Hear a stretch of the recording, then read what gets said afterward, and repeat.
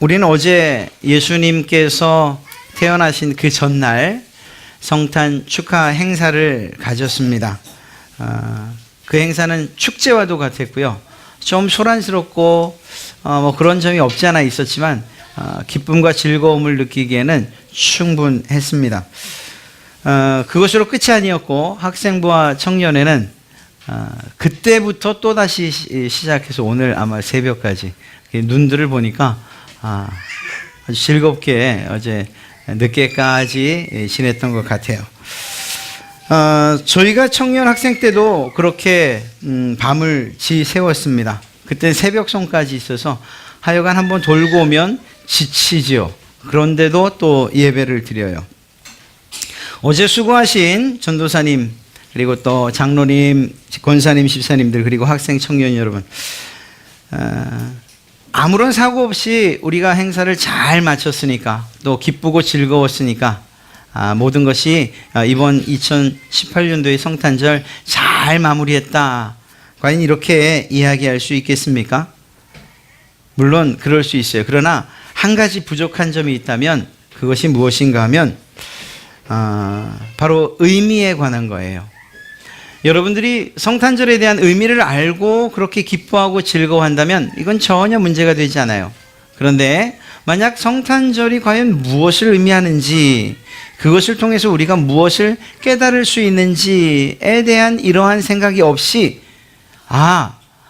즐거운 날, 또 행사, 그리고 밤새워 노는 날 정도로만 생각한다면 사실 장소만 다를 뿐이지 세상에서 예수님을 알지 못하는 사람들이 선물을 주고받고 또 클럽이나 혹은 또 가정에서 모여서 밤을 새워노는 것과 별반 다르지 않은 거예요. 그냥 그 내용만 좀 순수할 뿐이에요. 그런 면에서 볼 때에 우리가 성탄절, 바로 예수님께서 오신 이날의 의미를 잘 생각하고 그것들을 기억할 수만 있다면, 그렇다고 한다면 우리의 수고와 노력들이 결코 헛되지 않을 줄로 믿습니다.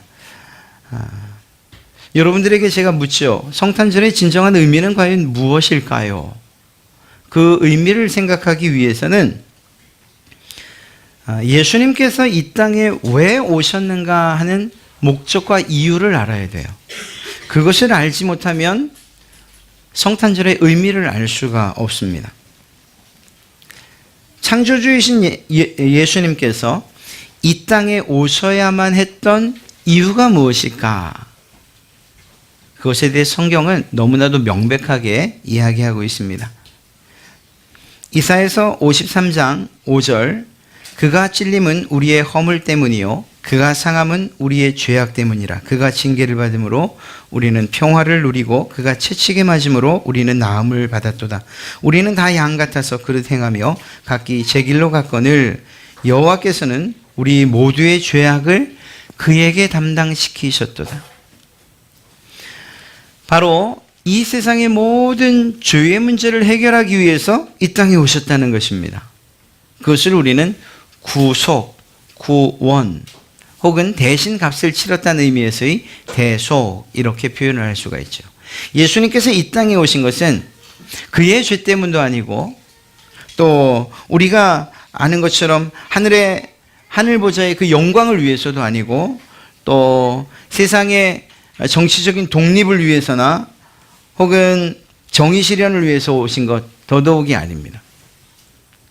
예수님께서 이 땅에 오셔야만 했던 이유는 모든 인간들, 그 어떤 한 사람도 해결할 수 없는 바로 그 한 가지, 바로 죄의 문제를 해결하시고 그 죄로부터의 해방과 그리고 죄와 사망의 권세로부터 우리를 구원, 구속해 주시기 위해서 이 땅에 오셨다라는 것입니다.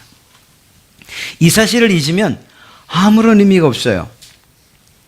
성탄절이 기쁘고 즐거운 이유는 예수님께서 내 죄를 사해 주시기 위해서, 내 죄의 문제를 해결해 주시기 위해서 이 땅에 오셨다는 사실이 있기 때문에 기쁘고 즐거운 거죠. 그래서 이러한 의미와 그리고 그 의미를 발견하기 위한 목적과 이유를 살펴보는 것은 우리에게 매우 중요한 일입니다. 하나님께서 영광을 받으시기만도 부족하신 그러한 분께서 이 땅 가운데에 특별히 사람의 몸을 입고 태어나셨다는 것, 이것 자체가 사실은 우리의 구속과 우리의 대속을 위해 오셨다라는 것을 이야기하고 있는 거죠. 대속이란 것은 죄를 지은 사람, 그 죄의 값을 누군가가 대신 치러준다는 이야기예요. 그리고 그것을 위해서 오셨던 거죠. 말씀드렸던 것처럼 어떤 명예를 위한 일이나 혹은 독립을 위한 일이나 혹은 정의 구현을 위한 일이나 이러한 모든 것들은 사람들이 할 수 있어요. 특별한 어떤 사람, 위인이라고 불려지는 사람들이 그러한 일들을 하기에는 충분해요. 그리고 어떤 일정 수준에 이르는 그러한 정의와 그리고 우리가 흔히 말하는 아름다운 세계를 만들어 갈 수 있어요. 그러나 우리의 모든 것들이 지성이 발달하고 또한 과학이 발달하고 우리의 문명이 발달해도 해결할 수 없는 것 한 가지는 무엇인가 하면 우리가 태어나면서부터 가지고 있는 이 죄의 문제만큼은 해결할 수 없더라라는 거예요. 그리고 그 사실을 누구보다 잘 아는 하나님께서 우리 인류를 그리고 모든 사람들을 사랑하시는 그 사랑을 실현하기 위하여 이 땅에 예수 그리스도를 보내기로 계획하셨고, 그러한 하나님의 구속 계획에 예수님께서 기쁨으로 동의하시고 동참하여 이 땅에 오신 거예요. 그날이 바로 성탄절입니다. 그렇기 때문에 성탄절이 12월 25일이냐 아니냐, 이게 이방 종교에서부터 온 것 아니냐, 맞다 그러다 많은 말들이 있어요. 또 그래서 실제적으로 성탄 예배를 드리지 않는 그러한 곳도 있어요. 그러나 우리가 의미를 생각한다면 오히려 이렇게 성탄절이 마련돼서 이날을 생각하고 주님의 오심을 다시 한번 기억할 수 있다면 우리에게, 우리의 신앙에 큰 도움이 되리라 생각합니다. 예수님이 이 땅에 오신 건 단 한 가지밖에 없어요. 바로 여러분들과 저를 구원하시기 위하여, 죄와 사망의 권세로부터 구속하시기 위하여, 죄의 값을 치르고 우리에게 자유와 해방을 주시기 위하여 이 땅에 오셨어요. 그런데 예수님께서 이 땅에 오실 때의 그 방식이 어떻냐, 사실은 이 점에 더 주의 깊게 우리는 살펴봐야 될 문제입니다. 예수님께서 이 땅에 오시는 것, 우리의 구속을 위해 오셨는데 어떤 방식으로 오셨느냐는 거예요. 첫째는 예수님께서 가장 비천한 낮아지는 방식으로 오셨습니다. 좀 어려운 말을 하면 예수님의 비하라고 그렇게 이야기를 해요. 예수님께서 낮아지심의 방법을 가지고서 이 땅에 태어나셨다라는 겁니다.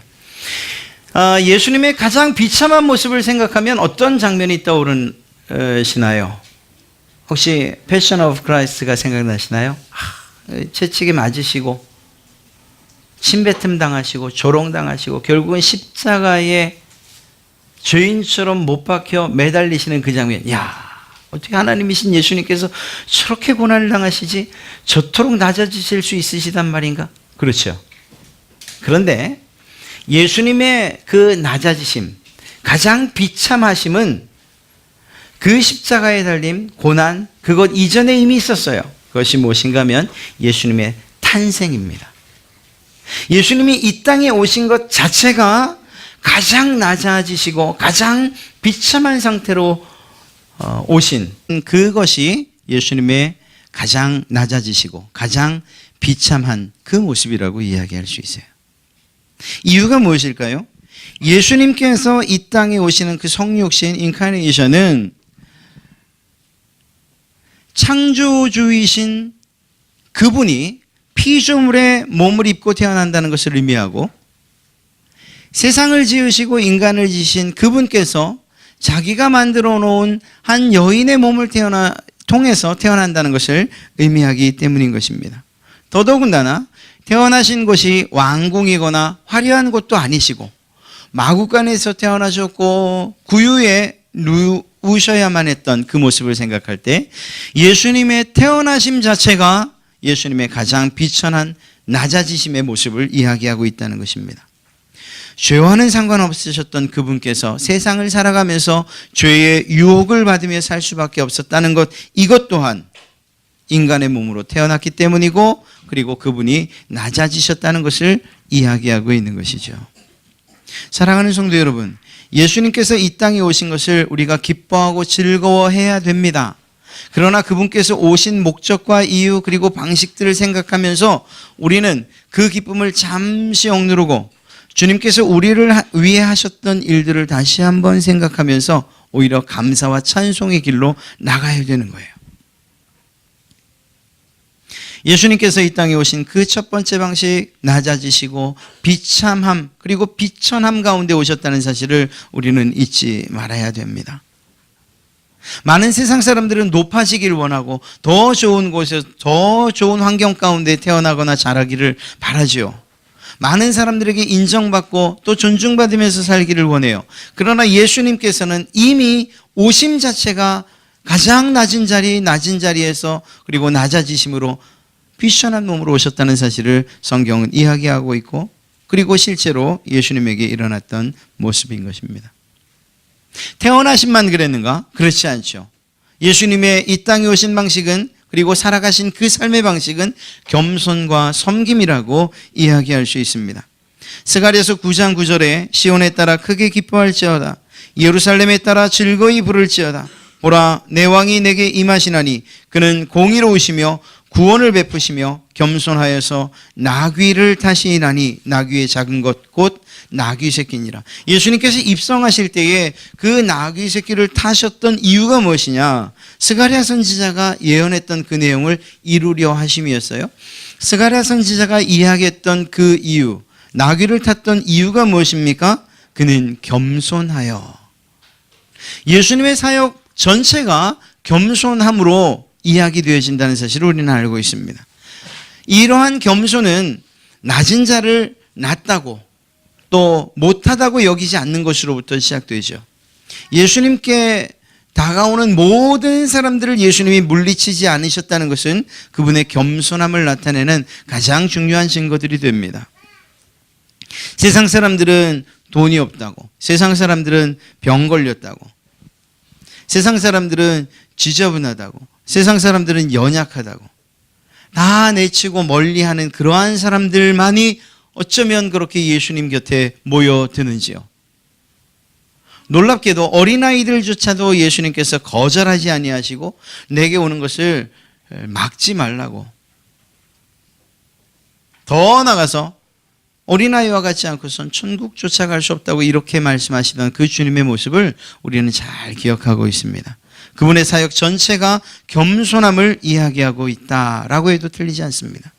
뿐만 아니라 그 겸손함으로 무엇을 하셨는가? 섬김을 하셨다는 사실이죠.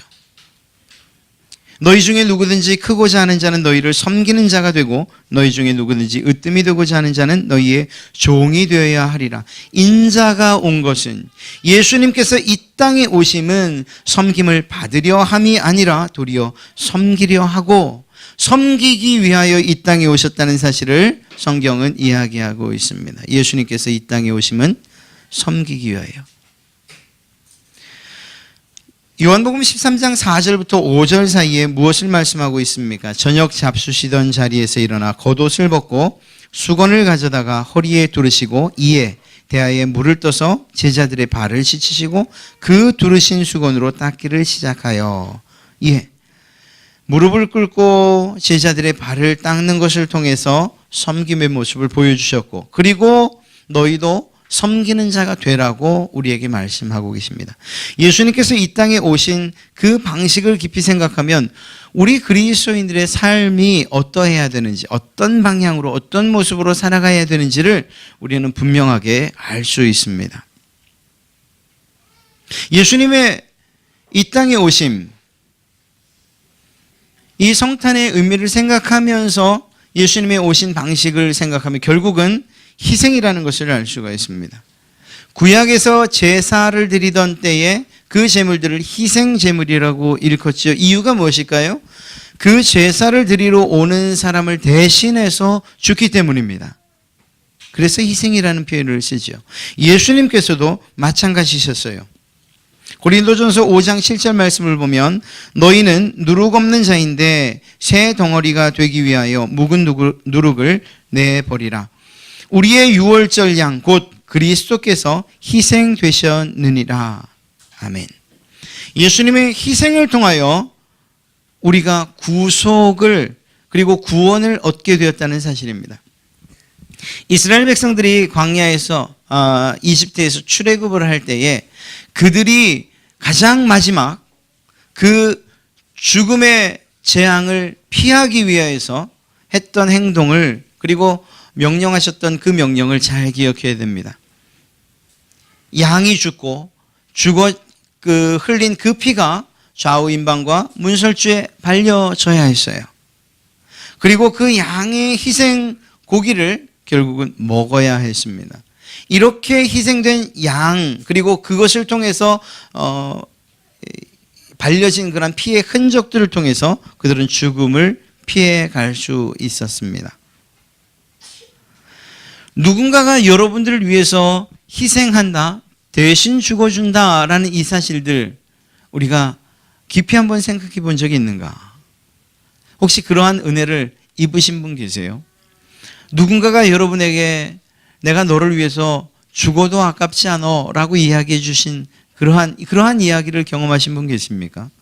그렇다면 오늘 예수님께서 여러분을 위해서 행하신 이 일이 얼마나 크고 얼마나 감사하고 놀라운 일인가를 우리는 충분히 알 수 있을 것입니다. 바로 예수님께서 이 땅에 오신 그 방식, 그것은 비천한 가운데 겸손함과 섬김으로 그리고 희생을 통하여 이 땅에 오셨다는 거예요. 사랑하는 성도 여러분, 성탄절을 생각할 때에 우리가 이러한 의미를 알고 주님께서 오신 이유와 목적을 다 알았다 치더라도 이것이 그 주님의 오심이 나와 상관이 없다면 이것은 더 이상 이야기할 수가 없어요. 우리가 흔히 표현들은 그냥 말짱 도루묵인 거예요. 예수님께서 이 땅에 오신 것이 그저 옆집 아저씨 혹은 저쪽 어느 교회 누구를 위해서라고 한다면 이것은 우리에게 전혀 의미 없는 일이 되고 맙니다. 예수님께서 이 땅에 오셔서 여러분을 구속하기 위한 여러 가지 방식으로 오신 것까지 우리가 알았다 치더라도 그 주님의 오신 이 날의 참된 의미가 여러분과 상관이 있어야 되는 거야.